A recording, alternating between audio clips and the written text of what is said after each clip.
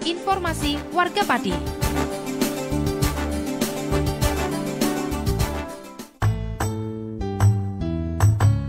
Saluran informasi warga Pati. Disiarkan dari Geraha Adi Suara, Jalan Raya Pati Kudus, kilometer 3. Inilah 101 FM. Radio Maskota Pati.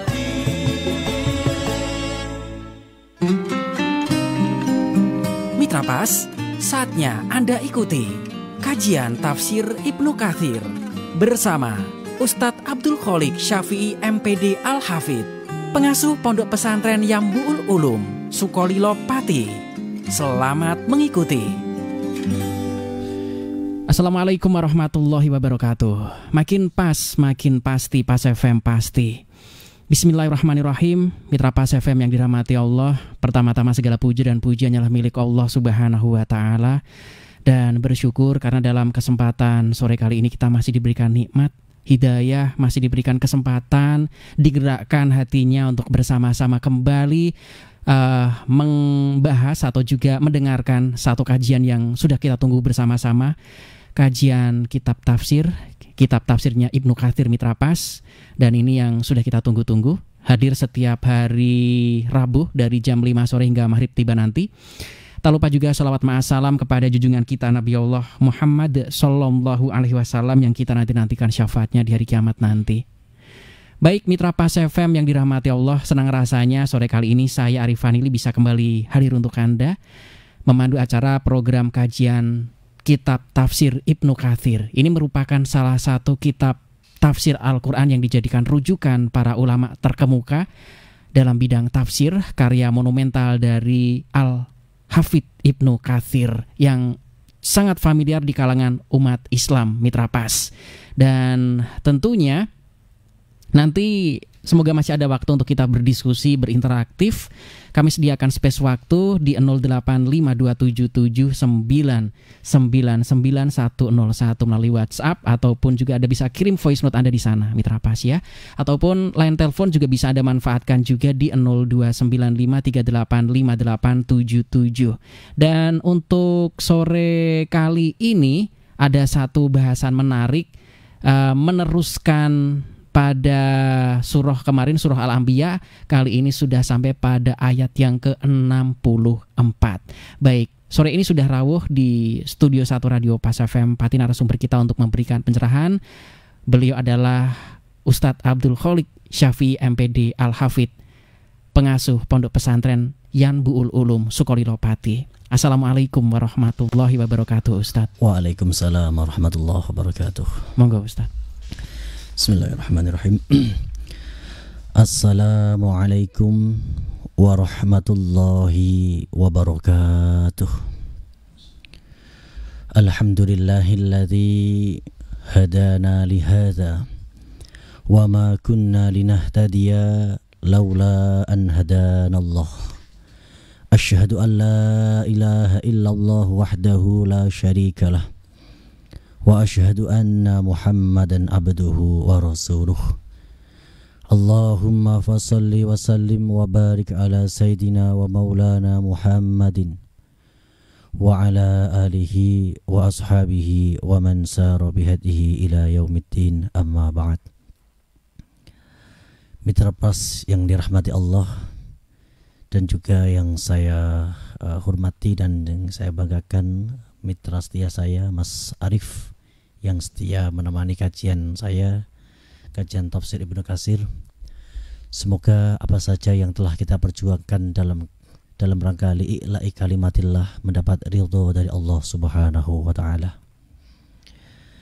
Mitra Pas dimanapun Anda berada, kita lanjutkan kajian kita tafsir Ibnu Katsir, surah Al-Anbiya ayat ke-64. A'udzu billahi minasy syaithanir rajim. Bismillahirrahmanirrahim. Faraja'u ila anfusihim faqalu innakum antumuz zalimun.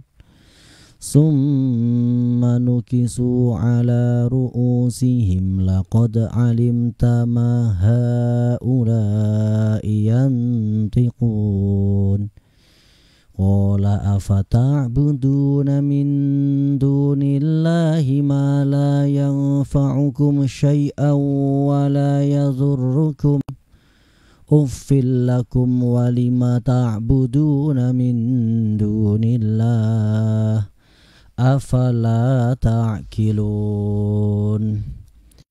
Yaqulu ta'ala mukhbiran an qaumi Ibrahim hina qala lahum faqala farja'u ila anfusihim.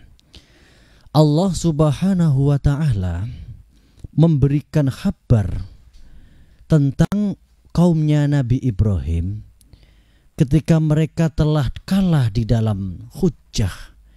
Mereka tidak bisa membuktikan atau sudah terbuktikan bahwa berhala-berhala yang mereka sembah ternyata tidak bisa berbuat apa-apa.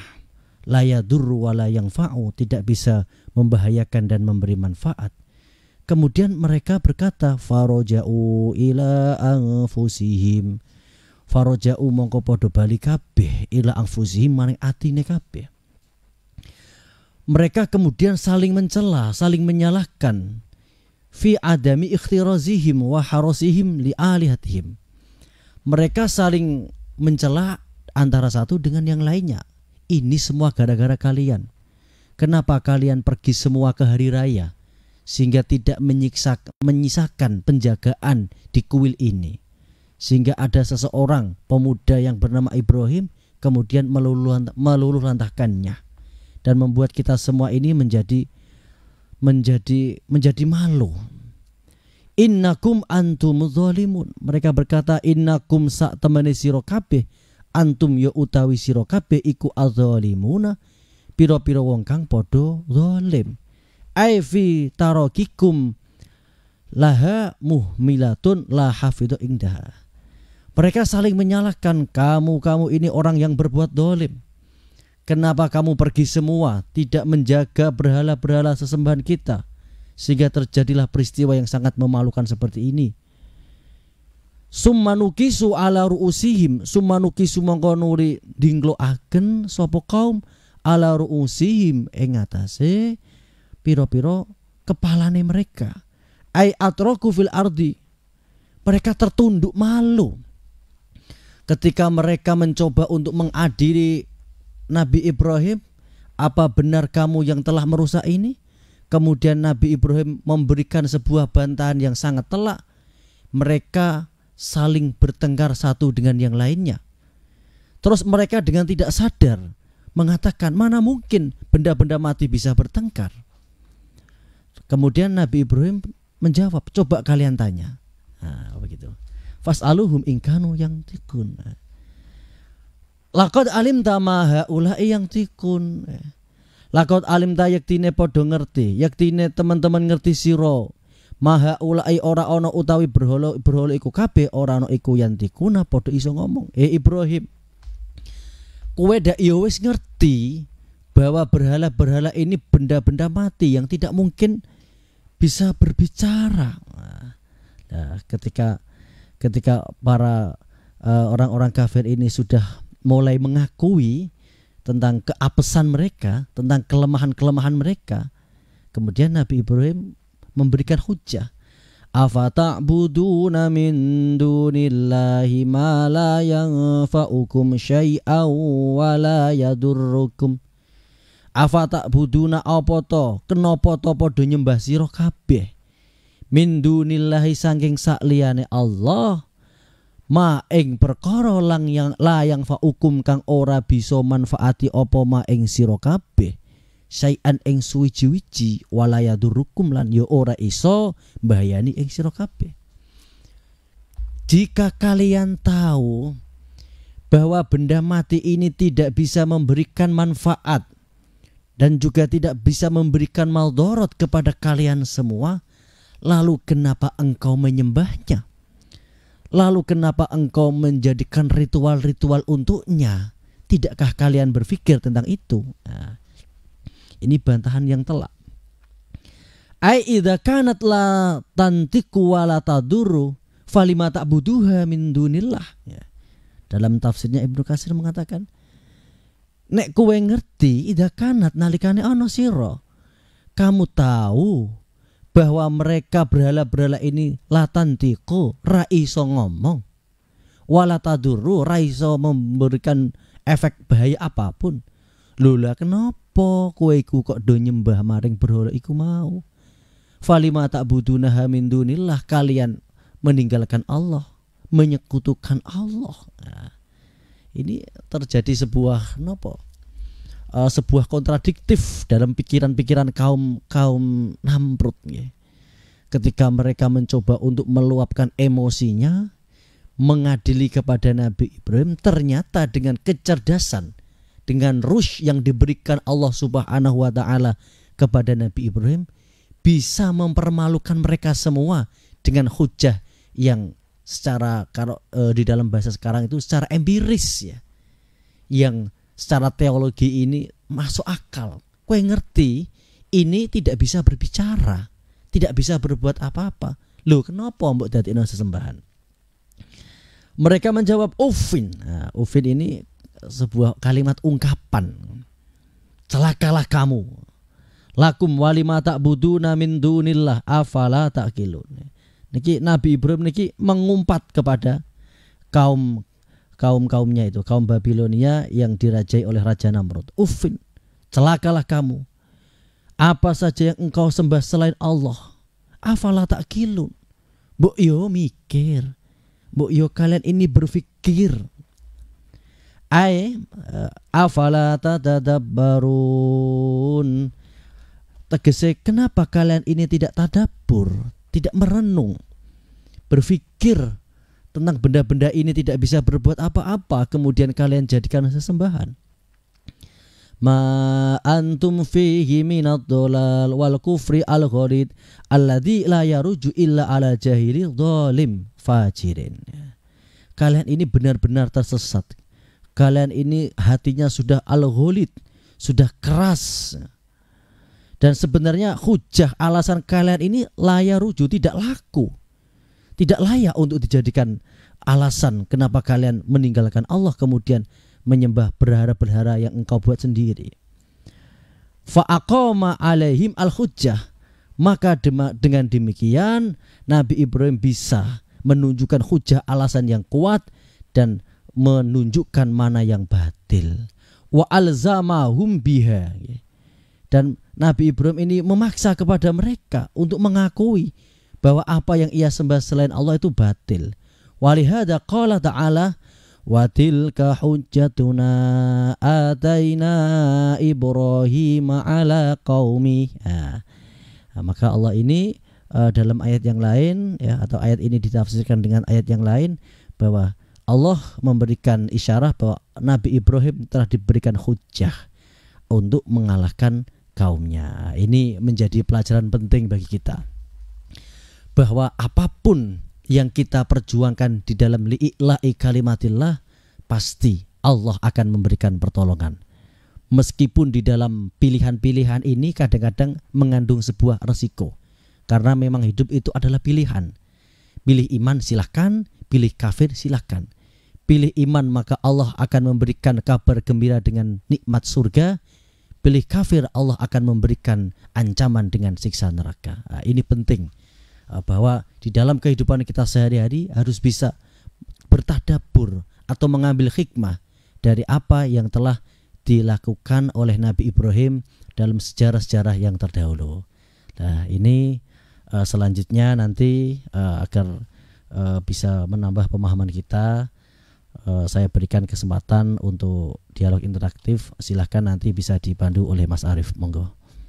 Baik, Mitra Pas, untuk Anda yang ingin bergabung, Anda bisa SMS ataupun masuk melalui WhatsApp di 085277999101 ataupun melalui line telepon di 0295385877. Kami buka Mitra Pas, dan Anda juga bisa komentar di fanpage kami karena kami sedang live juga menggunakan audio visual di Radio Pas FM Pati 2 Mitra Pas. Atau bagi Anda yang sudah termasuk grup pasti sudah melihatnya langsung, tinggal komentar saja.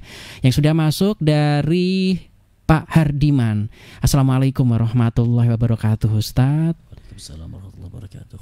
Baik, saya cukup beruntung dan sangat alhamdulillah karena memang dari orang tua saya memang sudah muslim. Saya mengandai-andaikan ketika saya atau orang lain dihidupkan pada masa-masa ketika cerita-cerita Al-Quran ini diturunkan, mungkin untuk menerima sebuah kebenaran sangat berdarah-darah. Artinya dari umatnya tadi, Nabi yang disampaikan itu bahkan patung pun masih belum menggoyahkan keimanan seseorang hingga sampai mengalami suatu peristiwa. Kemudian menarik kembali satu peristiwa, bahkan Sayyidina Umar pun itu yang terkenal kasar sampai dalam ceritanya hampir membunuh adiknya gara-gara mendengar lantunan Al-Quran, dan akhirnya meskipun juga Islam, dan itu prosesnya juga cukup panjang, tidak hanya 1 tahun 2 tahun karena umur sekian tahun baru masuk Islam. Nah, kembali menarik cerita-cerita ketika zaman perang Uhud juga demikian, yang membunuh paman Nabi akhirnya juga Islam, tetapi melalui peristiwa yang bisa dikatakan sangat berdosa seperti itu hingga membunuh paman seorang Nabi, bahkan menjadi kreatornya. Dalam hal ini, bagaimanakah cara kita mempertebal sebuah keimanan tanpa mengalami kejadian berdarah-darah seperti itu? Mohon pencerahannya, Ustadz, dari Pak Hardiman atau Mas Hardiman. Monggo, Ustadz. Oke, terima kasih. Memang pada konsepnya hidayah itu sebagaimana diisyaratkan oleh Allah, innal huda hudallah. Hidayah itu hanya milik Allah. Bahkan kalau kita merujuk dari sirah nabawiyah, paman Nabi yang bernama Abu Thalib, kurang apanya beliau? Beliau itu mempertaruhkan nyawanya, hartanya, semuanya demi untuk melindungi Nabi. Tetapi kenyataannya sampai akhir hayatnya Allah tidak memberikan hidayah kepada beliau.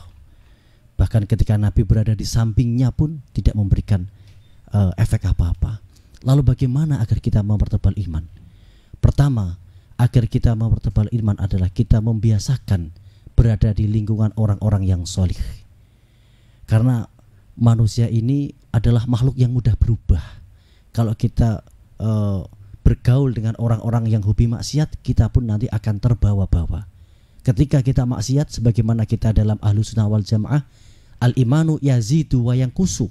Iman itu bisa tambah dengan taat, bisa kurang dengan maksiat. Kalau kita memperbanyak bergaul dengan orang-orang solih, kita sering datangi pengajiannya, maka ini akan menambah iman kita. Begitu sebaliknya, ketika kita sering bergaul dengan orang-orang yang ahli maksiat, ini nanti akan mempertipis iman kita. Lalu yang kedua yang tidak kalah pentingnya adalah selalu kita berdoa. Karena doa silahul mukminin. Doa itu adalah senjata utamanya orang-orang mukmin. Kita tidak pernah tahu bagaimana takdir kita nanti. Apakah Allah akan menjaga iman kita terus agar selalu konsisten, atau nanti akan pudar. Oleh karena itu, untuk mengantisipasi itu semua, kita harus senantiasa berdoa dan berdoa. Mungkin dua itu jawaban untuk Pak Hardiman. Terima kasih atas pertanyaannya. Dan juga kalau saya lihat dari runtutan beliau menulis, ini termasuk beliau ini juga orang intelek lah. Dari bagaimana kan orang itu bisa terbaca dari bagaimana dia berbicara, bagaimana dia menulis. Terima kasih Pak Hardiman. Dua itu, pertama kita biasakan berkumpul dengan orang soleh. Karena dengan kita berkumpul dengan orang soleh, kita akan termotivasi dengan taat. Kalau kita selalu berada di lingkungan yang taat, iman kita akan yazidu. Yang kedua, tentu senantiasa berdoa, ihdinas siratal mustaqim, siratal ladzina an'amta alaihim ghairil maghdubi alaihim waladdallin. Demikian Pak Hardiman. Selanjutnya ini yang sudah bergabung sambil menunggu yang kepengen ikutan telepon, silahkan Mitra Pas.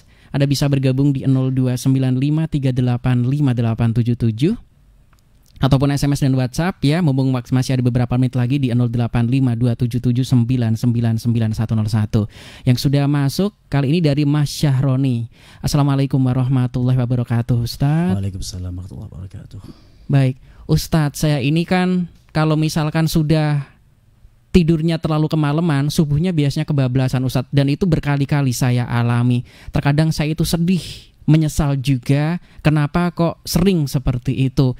Bahwasanya saya tahu bahwa sholat itu amat sangat penting, sebagai seorang muslim. Nah, bagaimana untuk melawan rasa kantuk yang mendera ketika ingin bangun subuhan? Mohon pencerahannya, Ustaz. Oke, terima kasih. Ini untuk Mas siapa tadi ya? Mas Syahroni atau Pak Syahroni. Pak Syahroni. Jawabannya ikuti gaya hidup Nabi. Nabi ini manusia yang perfect, manusia yang sempurna, yang di dalam kehidupannya ini mengandung kesehatan. Kalau kita ikuti, kita akan sehat, rohani kita juga akan sehat. Pertama solusinya, ikuti ketika Nabi mau tidur. Nah ini, Nabi itu tidak pernah tidur kemalaman, kecuali dengan hal-hal yang penting. Maka sebagian ulama mengatakan begadang yang tidak ada manfaatnya itu makruh. Bahkan ada yang mengatakan haram. Maka kita tidur di awal, ini penting ya. Karena Nabi itu ketika ada orang yang bertanya, Nabi itu apakah setiap malam selalu berdoa munajat? Dijawab oleh Aisyah, tidak. Nabi itu ya tidur ya bangun. Kita ikuti gaya bagaimana Nabi itu cara sehatnya, cara makannya. Jadi Nabi itu tidak pernah tidur kemalaman. Jadi usahakan ketika setelah sholat Isya, kalau tidak ada kepentingan yang sangat penting, tidur. Kemudian tiru bagaimana cara Nabi mempersiapkan cara tidurnya. Karena an-naum ahul maut, tidur itu saudaranya mati. Harus dipersiapkan dong. Bagaimana? Sebelum tidur, bagaimana kita baca di dalam hadis-hadis Nabi, kita baca surah Al-Ikhlas, qul huwallahu ahad ila akhirih, ditiup, kemudian diusap-usap. Terus qul a'udzu birabbil falaq, 3 kali ditiup, diusap-usap. Kemudian qul a'udzu birabbin nas, sampai akhir ditiup dan diusap-usap. Ini kita akan terjaga. Artinya terjaga ya terjaga dari gangguan setan. Dan setan yang paling bahaya itu justru bukan setan yang menakutkan dengan sihir. Setan yang paling bahaya itu setan yang membuat Anda tidur dan tidak ingat sholat subuh. Yang ketiga, ikuti bagaimana pola makan Nabi. Nabi ini tidak pernah makan kekenyangan. Nabi selalu menyarankan jangan makan sebelum lapar. Yang kedua, makanlah, berhenti makan sebelum kenyang. Karena biasanya orang itu kalau terlalu banyak bahasanya makannya, ini juga akan berpengaruh, tidurnya ini akan kebablasan. Mungkin 3 itu nanti ya. Yang pertama tadi, sesudah sholat Isya ikuti cara Nabi, tidak usah begadang, langsung tidur dan persiapkan dengan doa-doa. Kemudian yang kedua, jangan terlalu banyak makan, sebagaimana Nabi itu selalu menjaga pola hidup yang sehat. Terima kasih. Baik. Untuk Anda mitra pas sekali lagi yang ingin bergabung, SMS WhatsApp selalu kami tunggu di 085277999101 ataupun telepon boleh langsung live di 0295385877. Kayaknya 2 atau 1 masih muat ini. Assalamualaikum warahmatullahi wabarakatuh, Ustaz. Waalaikumsalam warahmatullahi wabarakatuh. Dari Pak Didi ini menanyakan, Ustadz, kalau dalam cerita di Al-Quran itu romonya Nabi Ibrahim akhirnya menjadi beriman ataukah tidak? Sangat sedih rasanya kalau kita berpikir bahwa wong bapak Nabi saja bisa seperti itu. Apalagi orang-orang awam yang seperti ini, karena di Indonesia juga terkadang ada yang bapaknya Muslim, ibunya non-Muslim, ternyata juga bisa nikah dan anaknya juga malah disuruh milih dan sebagainya. Kalau kita lihat cerita di televisi ini, hal yang mungkin saja terjadi. Dulu nikahnya seperti apa ya? Kok bisa datang-datangan dan mungkin nikahnya di luar negeri atau bagaimana nih Ustaz? Nah ini yang ditanyakan menarik ini ya. Bapaknya ini, mohon pencerahannya Ustaz. Terima kasih. Jadi sebenarnya ada 2 pendapat itu. Pendapat pertama, memang kata abun di dalam bahasa Arab itu bisa ayah, bisa paman. Jadi kalau ulama yang berpendapat bahwa bapaknya ini sebenarnya iman, berarti yang mengatakan azhar ini adalah paman. Karena orang Arab itu sejajarkan lah antara ayah dan paman. Akan tetapi kalau kita menggunakan tafsir Ibnu Katsir ya jelas beliau itu kafir ya. Ini tadi nanti besok mungkin ini ya. Ini ada penjelasan.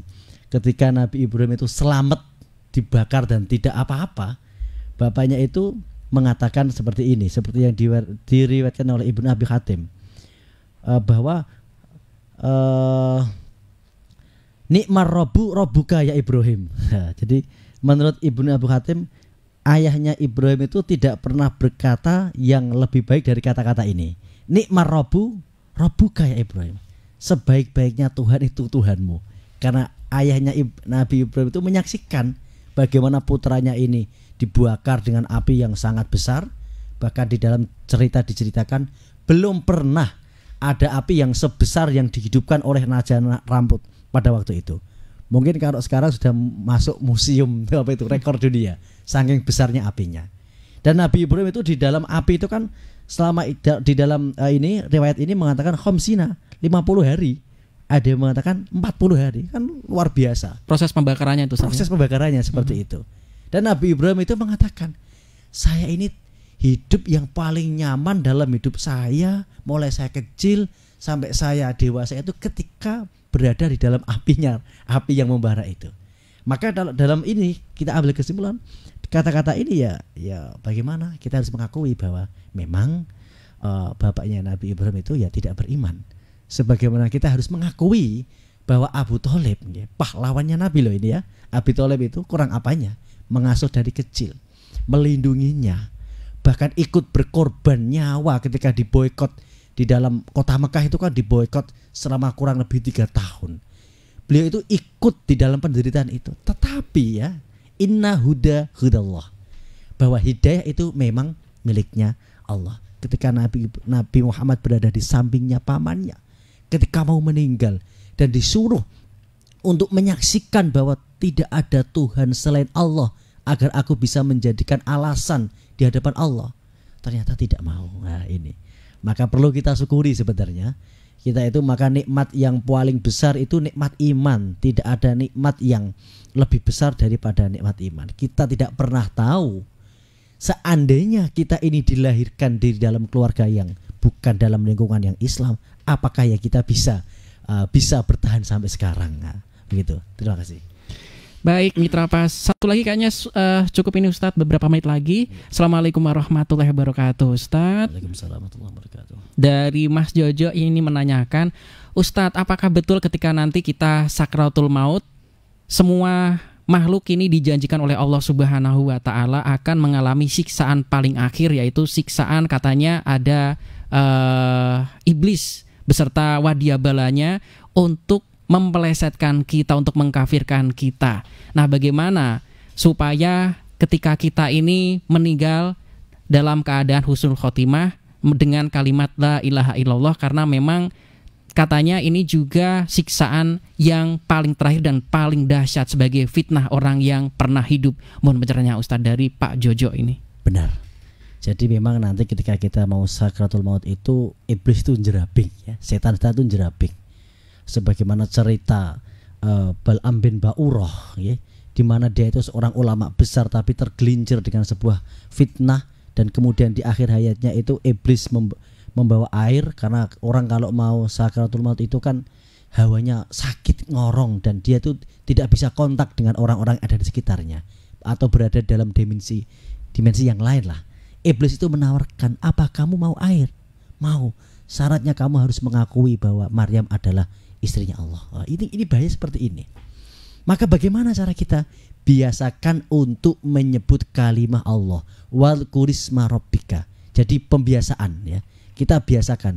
Jangan sampai kita ini terlena dengan zaman sekarang ini banyak konten-konten itu yang misah bahaya. Orang itu menurut kebiasaan. Saya ada cerita menarik Mas sebenarnya. Dulu itu saya itu pernah kepengen jadi marinir. Saya numpak bis Indonesia. Tahu kan bagaimana supirnya bis Indonesia itu? Kenceng Ustaz. Ambil kanan mau nabrak itu. Spontan orang satu bis itu jerit. Coba apa yang ia jerit? Menurut kebiasaan. Ya macam-macam, ada yang dihancur, ada yang sembarang dia begitu. Tapi kalau kita terbiasa Allah, pasti seketika itu Allah. Kita tersandung Allah. Kita kenapa Allah? Tapi kalau kita itu terbiasa mendengarkan konten-konten yang tidak baik menurut saya, yang misah itu, ya nanti ya ketika kita sakit itu ya isinya ngeluh, marah, misah. Lah ini berbahaya. Maka wadkurisma rabbika, biasakan menyebut nama Allah. Demikian. Ya, maghrib tiba Ustadz, kita harus segera closing. Mohon doanya Ustadz, monggo. Bismillahirrahmanirrahim. Allahumma salli ala sayyidina Muhammad wa ala sayyidina Muhammad. Alhamdulillahirabbil alamin. Ya Allah ya Rahman ya Rahim, teguhkan hati kami untuk senantiasa berada di agamamu, senantiasa berada di siratal mustaqim. Ihdinas siratal mustaqim, siratal ladzina an'amta alaihim ghairil maghdubi alaihim waladdallin. Amin. Al-Fatihah. A'udzu billahi minasyaitonir rajim. Bismillahirrahmanirrahim. Alhamdulillahirabbil alamin. Arrahmanirrahim. Maliki yaumiddin. Iyyaka na'budu wa iyyaka nasta'in. Ihdinas siratal mustaqim, siratal ladzina an'amta alaihim ghairil amin. Demikian Mas Arif dan mitra pas yang saya hormati. Kurang dan lebihnya mohon maaf. Akhirul kalam wal afu minkum. Wassalamualaikum warahmatullahi wabarakatuh. Waalaikumsalam warahmatullahi wabarakatuh. Baik mitra pas, kajian tafsir Ibnu Katsir insya Allah hadir setiap hari Rabu dari pukul 17.00 hingga maghrib tiba. Saya Arif Vanili beserta kerabat kerja Radio Pas FM Pati pamit. Informasi Pas FM pasti. Wassalamualaikum warahmatullahi wabarakatuh. Mitra Pas, demikian tadi telah Anda ikuti kajian tafsir Ibnu Katsir bersama Ustadz Abdul Kholik Syafi'i MPD Al-Hafidh, pengasuh Pondok Pesantren Yambu'ul Ulum, Sukolilo Pati. Kajian tafsir Quran Ibnu Katsir di Radio Pas FM Pati bisa Anda ikuti kembali pada Rabu minggu depan. Anda juga bisa mengikuti kajian rutin malam Jumat tafsir Ibnu Katsir ba'da maghrib, diawali sholat berjamaah di Masjid Al-Istiqomah, Jalan Sunan Prawoto, Sukolilo. Dan setiap selapanan malam Jumat Wage jam 7 malam ba'da sholat Isya. Anda juga bisa menghadiri majelis dzikir mujahadah dan istighosah bersama Ustadz Abdul Kholik Syafi'i MPD Al-Hafidh di Pondok Pesantren Yambu'ul Ulum, Dukuh Tambang Sari, Kedung Winong, Sukolilo.